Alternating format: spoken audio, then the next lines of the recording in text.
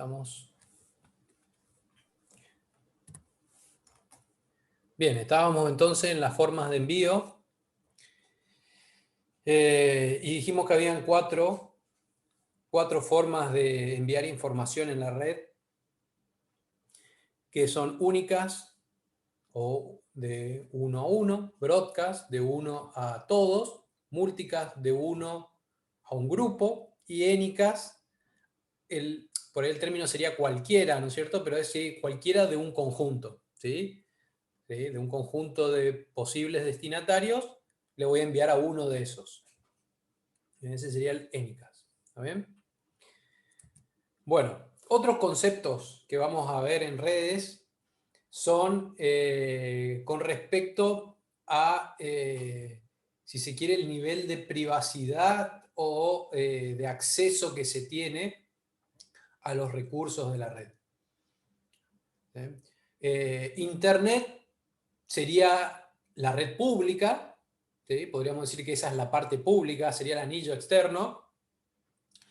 Después tenemos la extranet, que serían accesos a nuestra intranet, pero controlados, ¿sí? Obviamente por el dueño de la red, si se quiere, de la intranet, controlado, digamos, por ejemplo, para acceso de proveedores, de clientes, de colaboradores, que se conectan a la intranet de manera controlada, ¿sí?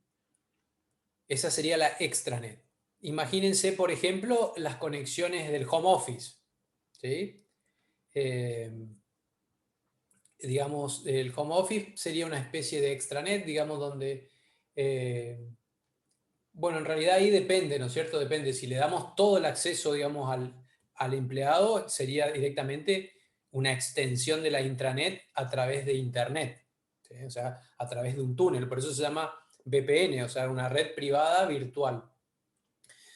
Pero si le damos acceso limitado, digamos, a ciertas cosas, por ejemplo, a un proveedor que accede, digamos, a nuestra base de datos para consultar ciertas cuestiones, digamos, de stock, o a algunos clientes que le damos acceso, digamos, por ejemplo, a su facturación, esos serían accesos o una red del tipo extranet, ¿sí? Que tiene que ver, digamos, con el nivel de acceso que tienen a los recursos.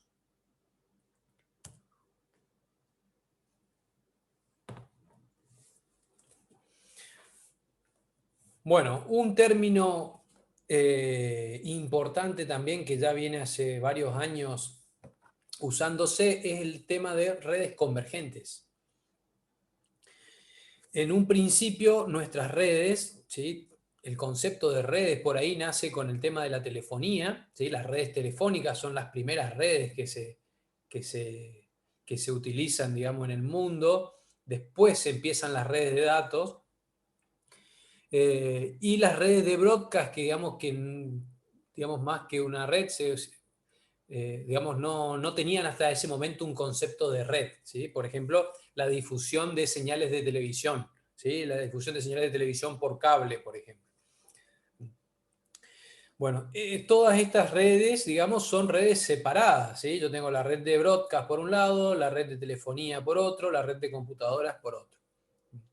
La unificación, digamos, de todos estos servicios en una única red es el concepto de red convergente, o sea, transformar todos los servicios a datos, ¿sí? A información digital, y poder utilizar la misma infraestructura de red que estábamos usando para las computadoras, por ejemplo, para también hacer telefonía o enviar video, como lo hacemos hoy en día, ¿sí? Hoy usamos el WhatsApp, por ejemplo, para hacer llamadas telefónicas, y ahí estamos usando en realidad una red de datos para una comunicación telefónica que hasta no hace mucho iba por un canal separado, ¿sí? Y hoy en día va por la misma red de datos donde van los paquetes donde, por ejemplo, navegamos por Internet. ¿Está bien? O sea, eso es el concepto de red convergente. ¿Se entiende? Usar la misma infraestructura de red para todos los servicios. Entonces, se facilita mucho el mantenimiento de eso, la administración, porque es una sola red ¿sí? Para soportar la telefonía, el video, los datos, etc.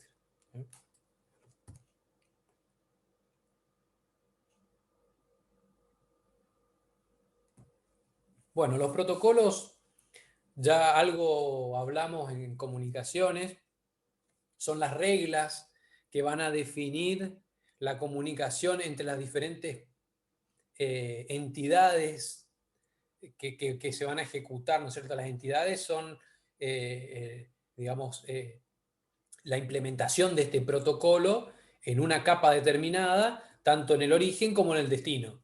Entonces, va a haber una comunicación horizontal, como se ve ahí, entre capas. Por ejemplo, la capa 1 va a dialogar con la capa 1 del otro extremo, la capa 2 va a dialogar con la capa 2 del otro extremo, etc. Que van a, o sea, el diálogo ese tiene que cumplir con ciertas reglas, con cierto formato, con cierta temporización. Todo eso lo define el protocolo para esa capa. ¿Sí? Y a su vez va a definir también cómo se va a comunicar con la capa superior o con la capa inferior. ¿Sí? O sea que además de la comunicación entre capas del mismo nivel, hay una comunicación entre la capa n+1 y la capa n-1. Todo el proceso, digamos, de meter información en la capa superior, por ejemplo, ahí el layer 5, la capa 5, ¿sí? El host 1, va a generar información que se va a encapsular en la capa 5, va a pasar a la capa 4, que a su vez va a agregar nuevos datos.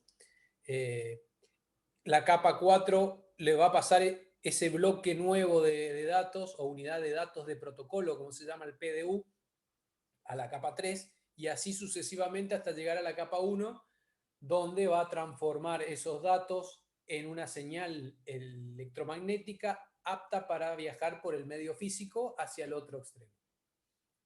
¿Sí?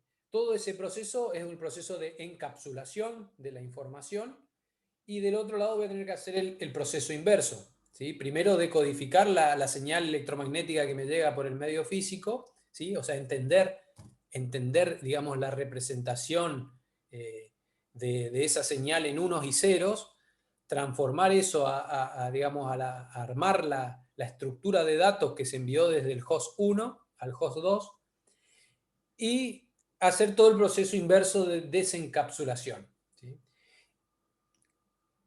A medida que se va desencapsulando, me voy quedando con los datos de cada capa y esa es la comunicación que se arma entre capa 1 y capa 2. O sea, la comunicación entre capa 1 y capa 1, digamos, del mismo nivel. Esa comunicación entre capas del mismo nivel, esas líneas punteadas horizontal, no es una comunicación física real, sino que es una comunicación, digamos, que pasa a través del encapsulamiento y desencapsulamiento de los datos. La comunicación real, digamos, física, es esta que veíamos recién, digamos, a ver, vamos a dibujar acá, que los datos, perdón, los datos viajan así, ¿sí? Bajan por acá, acá se transforman en una señal electromagnética, van así y van así, ¿no es cierto? Esta línea horizontal en realidad es una comunicación que se logra a través del encapsulamiento y desencapsulamiento de los datos que cada capa va agregando en el camino. ¿Ah? Bueno, eso digamos es lo que habíamos visto también en comunicaciones, no vamos a profundizar mucho más. Acá tienen el concepto este de encapsulación, cómo se van metiendo los datos, el mensaje en sí que quiero enviar y se van agregando las cabeceras que corresponden. Entonces cada capa del otro lado va a leer la cabecera que le corresponde. ¿Sí? La capa 3 del host 2 va a tomar el H3, que sería el header 3, que se inyectó en el host 1. Esos son los datos que le sirven para comunicarse una capa con la otra.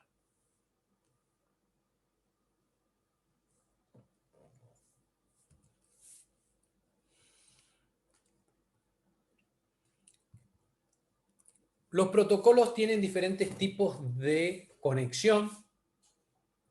Tenemos dos grandes tipos de de protocolos que son los orientados a la conexión y los no orientados a la conexión, ¿sí?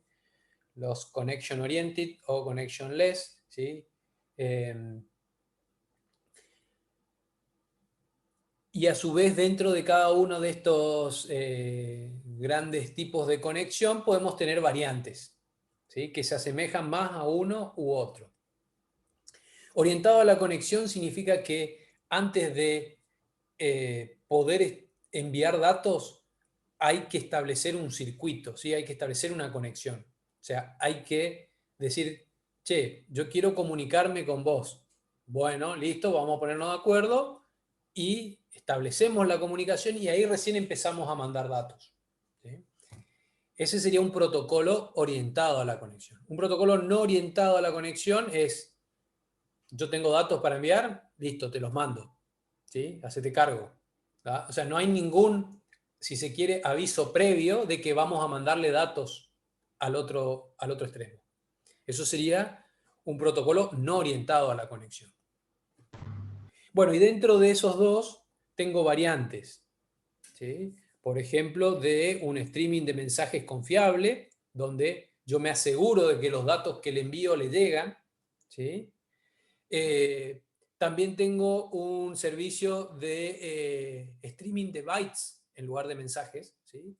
Un streaming de bytes, o sea, de caracteres, también confiable. O tengo una conexión no confiable, por ejemplo, la voz digitalizada, no se utiliza ahí la confiabilidad porque no me sirve de nada. Después vamos a explicar un poquito por qué. Pero eso sería un servicio orientado a la conexión no confiable, ¿sí? Que es raro, digamos, pero bueno, se usa, por ejemplo, para este caso, ¿sí? Para, por ejemplo, hacer telefonía IP, ¿sí? O sea, para eso que hablábamos recién de las redes convergentes, de meter el servicio de voz dentro de la red de datos. Bueno, ¿qué tipo de protocolo se usa ahí? Un protocolo orientado a la conexión, pero no confiable.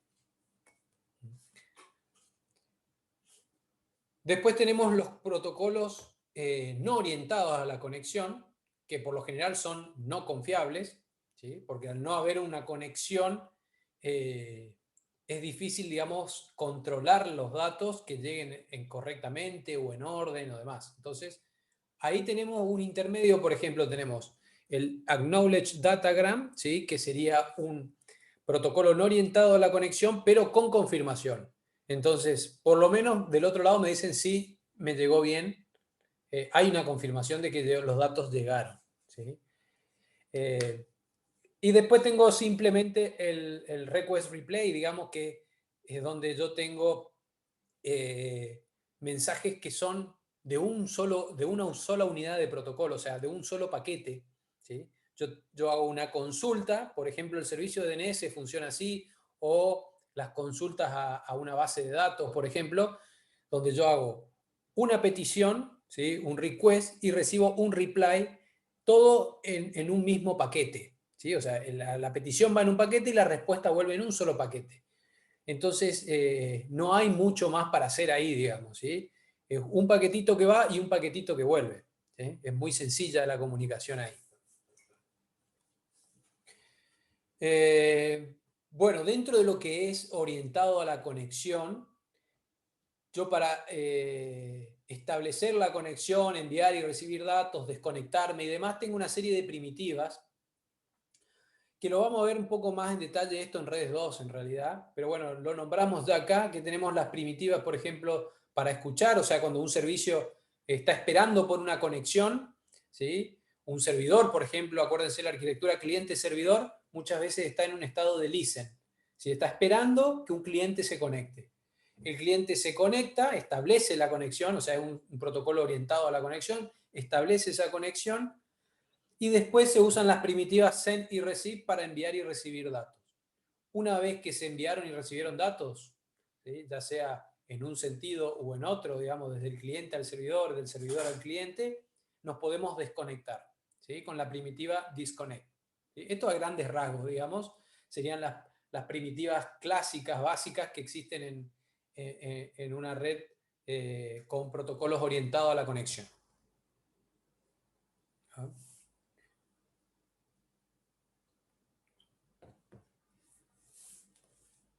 Bueno, si yo estoy usando un servicio confiable, o sea, un reliable, un servicio confiable, voy a tener también primitivas de confirmación que no se ven acá, ¿sí? O sea, yo mando una solicitud de conexión, recibo una confirmación. Yo mando una petición de datos, recibo una confirmación, ¿sí?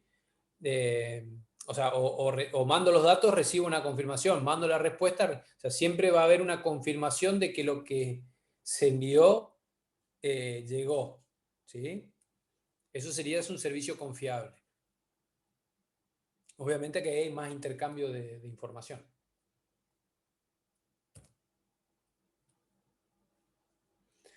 Bueno, dentro de todo este modelo de capas, de este concepto de separar en capas toda la comunicación. ¿Por qué separamos en capas? A ver, alguno me puede... ¿Para qué hago todo este quilombo de separar en capas, tener protocolos para cada capa? Y para definir en las tareas de cada capa directamente. ¿Para qué? Dividir la funcionalidad. Exactamente. La idea es dividir, ¿no es cierto? Modularizar. A ver, son tantas las tareas y las cosas que hay que hacer para que la comunicación, por ejemplo, sea confiable, ¿sí? Que sería muy engorroso hacerlo todo en una sola capa. Y si después hay que cambiar algo, digamos, tengo que tocar ese código, si se quiere, que está haciendo todo, digamos. Y si lo arruino, arruino todo, ¿sí? Entonces, un poco el concepto de desarrollo de software esto, ¿no es cierto? O sea, la idea es modularizar lo más que se pueda.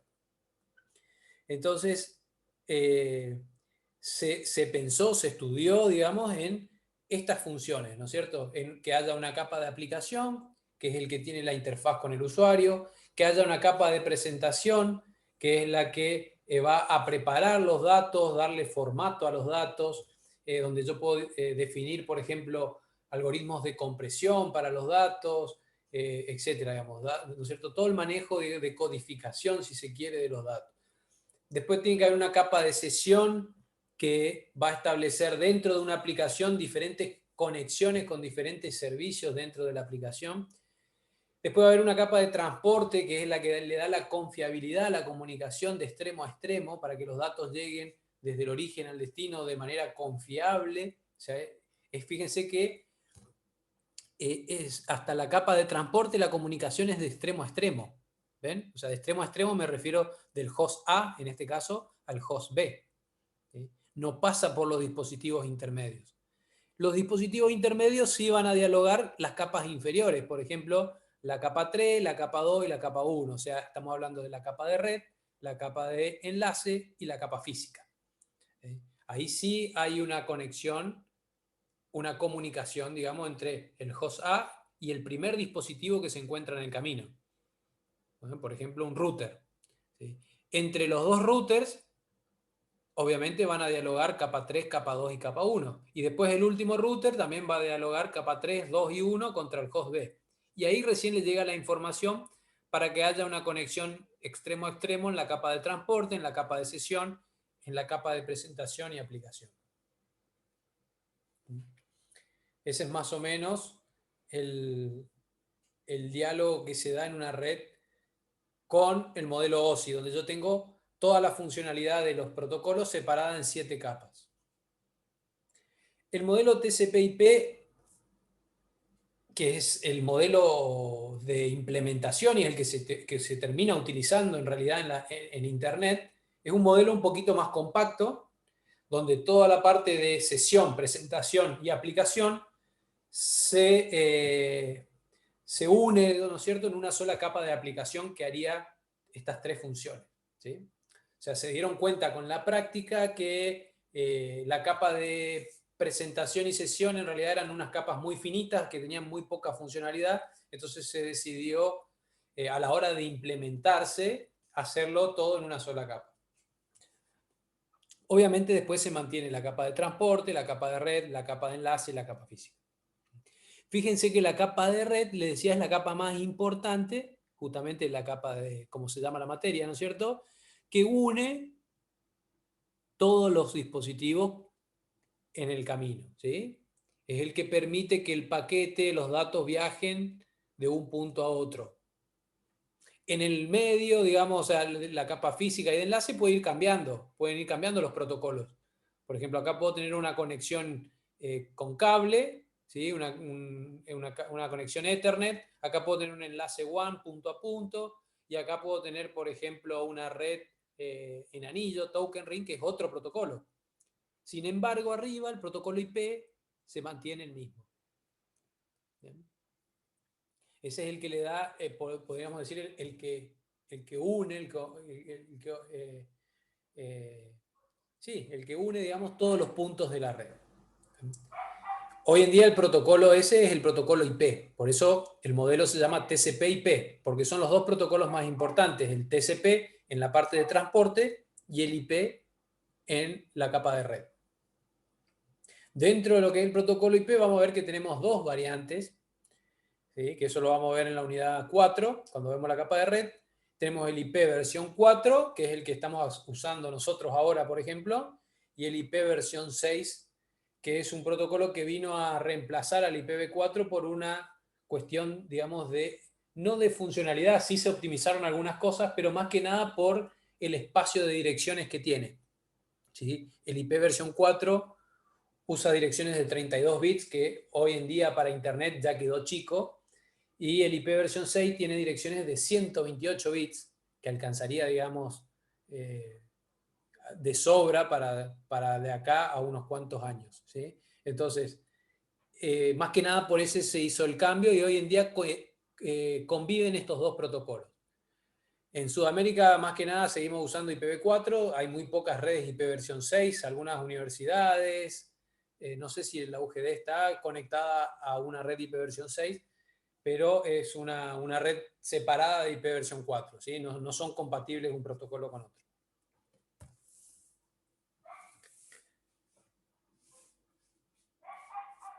Bueno, ahí está la comparación, ¿sí? Algunos protocolos que tenemos, los más utilizados. ¿Sí?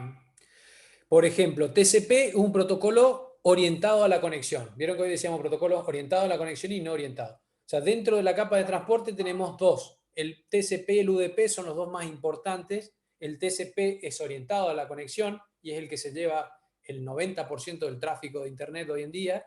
Y UDP es un protocolo no orientado a la conexión, que tendría el tráfico restante mezclado con algunos otros protocolos de transporte. Pero más o menos ese es a grosso modo, ¿sí? El uso de estos protocolos. IP, obviamente, tenemos las dos versiones ahí, IP versión 4 y versión 6. Y va a pasar unos cuantos años hasta que mudemos completamente a IP versión 6.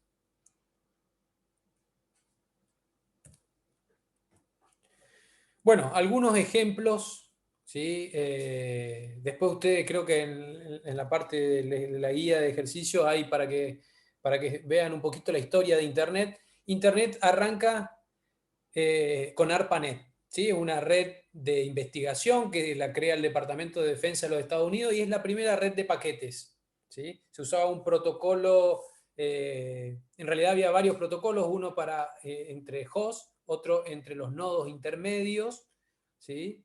Y uno entre host y nodo intermedio. O sea, eran tres tipos de protocolos diferentes. Estos IMP, que serían los procesadores de mensajes, ¿sí? Interfaz de procesamiento de mensaje, eran los enrutadores o los routers actuales, ¿sí?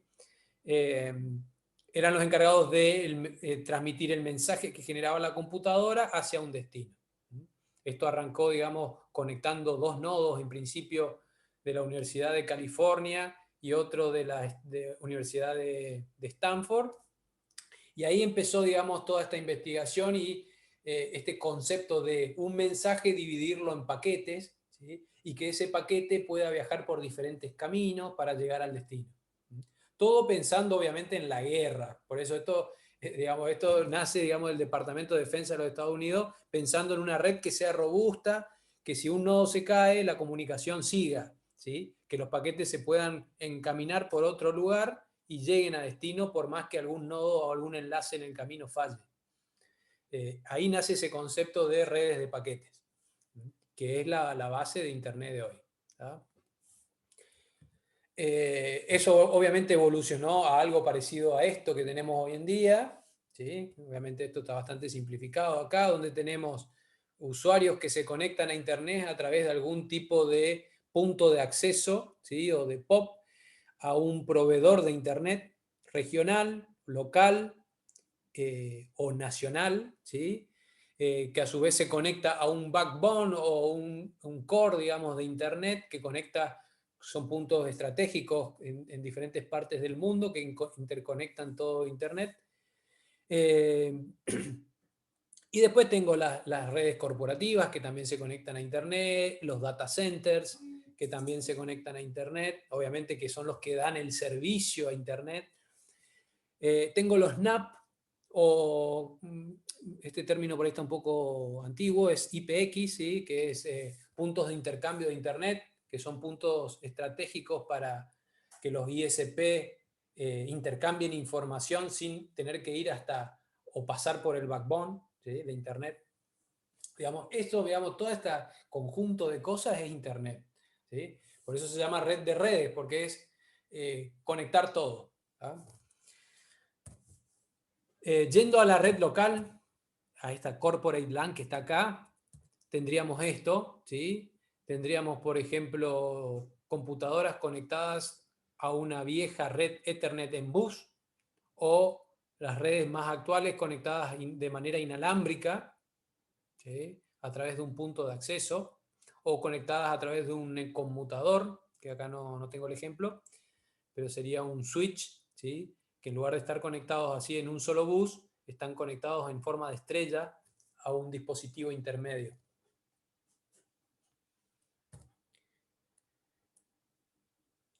Bueno, para terminar la unidad, estos dos conceptos importantísimos, conmutación de paquetes y conmutación de circuitos. En principio dijimos lo que había era la red, o sea, el concepto de red arranca con la red de telefonía. Y la red de telefonía siempre fue conmutación de circuitos. ¿Qué significa conmutación de circuitos? Que la conexión entre el origen y el destino es un circuito, o sea, es físicamente un vínculo entre un punto y otro. Por eso es una red transparente, digamos. Es como que yo me conecto, por ejemplo, si yo llamo por teléfono, piensen en el teléfono fijo, no sé si alguno tiene todavía teléfono fijo en la casa, pero piensen en eso, digamos, si conocen el teléfono fijo, digamos, tengo el teléfono, yo marco un número, ¿sí? La central telefónica me atiende, me conmuta, me hace la conmutación de circuitos y me conecta físicamente con el teléfono al que estoy llamando. Una vez que se hace esa conmutación, ya no interviene más la central telefónica.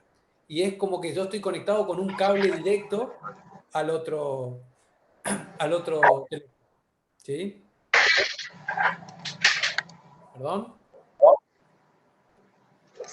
¿Alguien tiene el micrófono abierto ahí?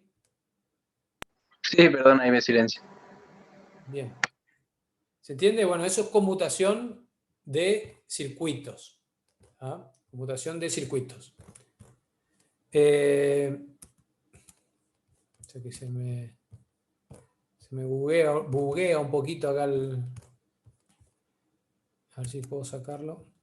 ¿Ustedes me escuchan? Sí, profe. Sí. ¿Se escucha bien? Bueno. Quiero sacar este. ¿Se ve la presentación? Sí, sí. Sí, se ve. Mm.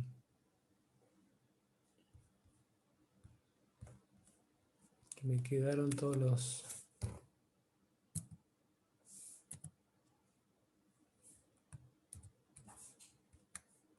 Bueno, ahora un momentito que quiero sacar.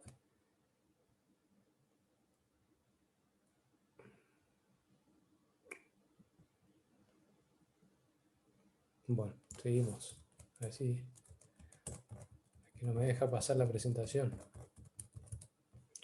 No, se me colgó un poquito acá el... No un poquito, se colgó el Zoom. Vamos a parar la presentación, a ver. Ahí está.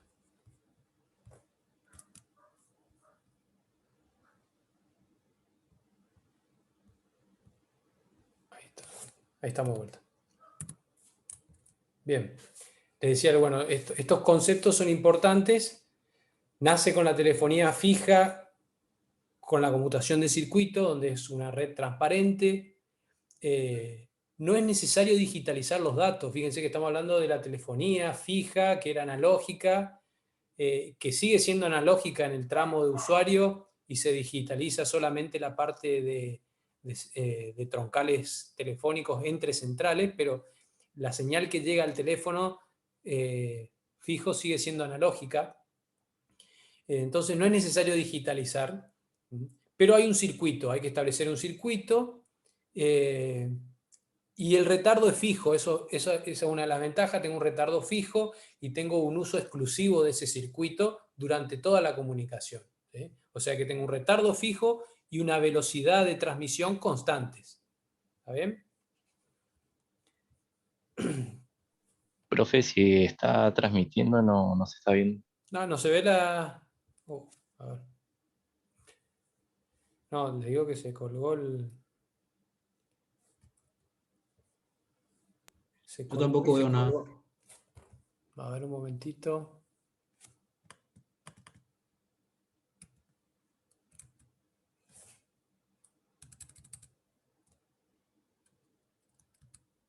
Sí, quedó, es más, es como que se me cerró el Zoom, pero lo sigo escuchando a ustedes. Quedó loco.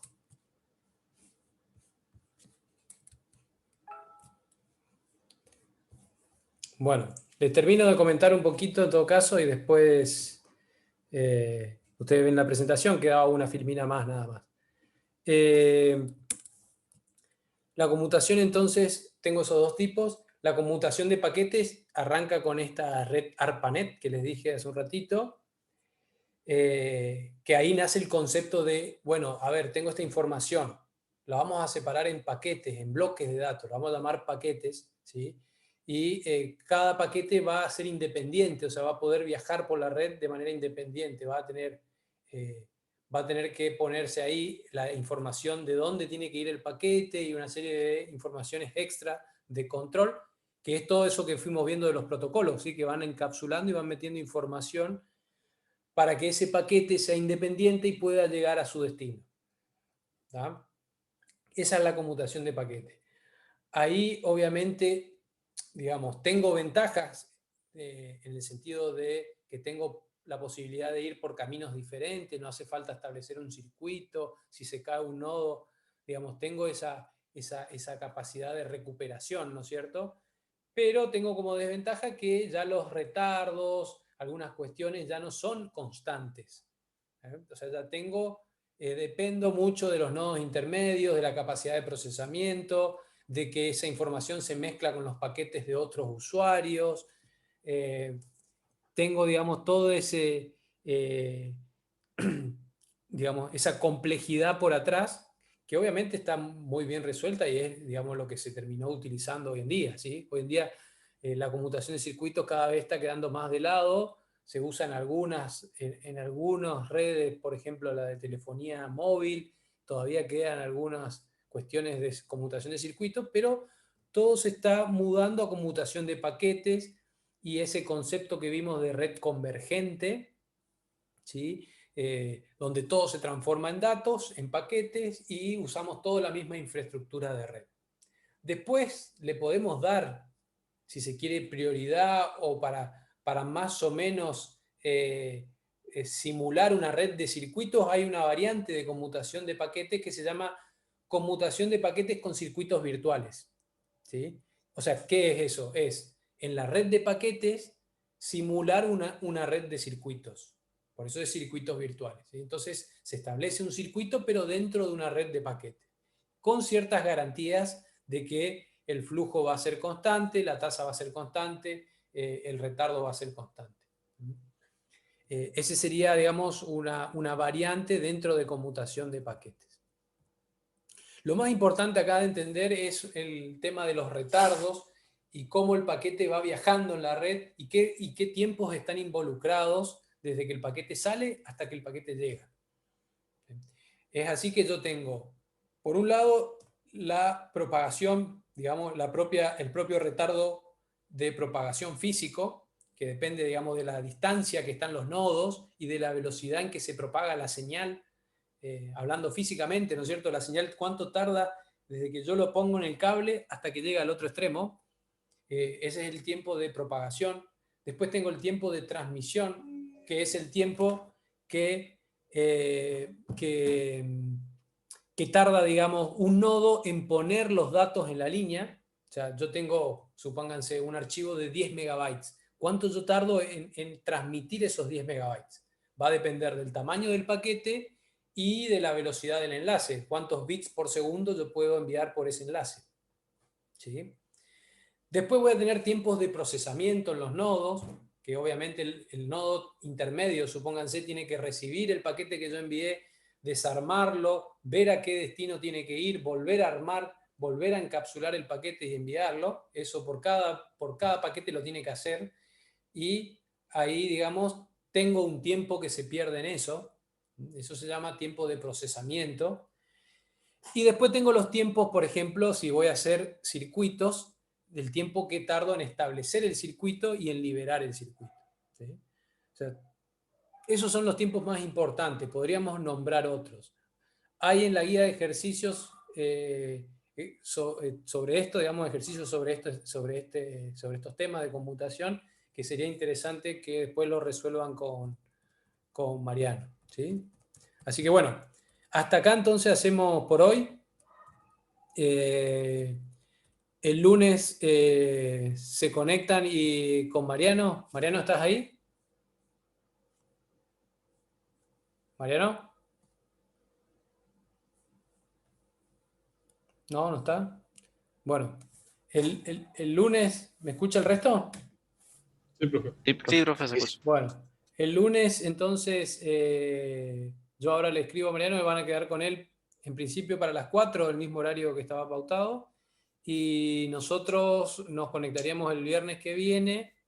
El viernes que viene vamos a hacer todavía a las 4. Cualquier cosa yo les aviso, ¿sí? Para que los que entran más tarde por ahí no se pierdan mucho de la clase. Vamos a tratar de hacer a las 4 el viernes que viene, pero por ahí después nos acomodamos más temprano. Así que bueno, hasta acá entonces por hoy, ¿sí? Los dejo. Está el material en el aula virtual, hay una serie de videos también. Así que bueno, tienen como para arrancar. ¿Estamos? Perfecto. Sí, profe. Sí, Bueno, profe. chicos, listo, entonces hasta acá por hoy. Nos vemos el viernes que viene, ¿sí? Muy Listo, bien. nos vemos, profe. Hasta luego. Gracias, profe. Hasta luego, profe. Chao, Hasta chao. luego, profe. Buen fin de. Buen fin de. Igualmente.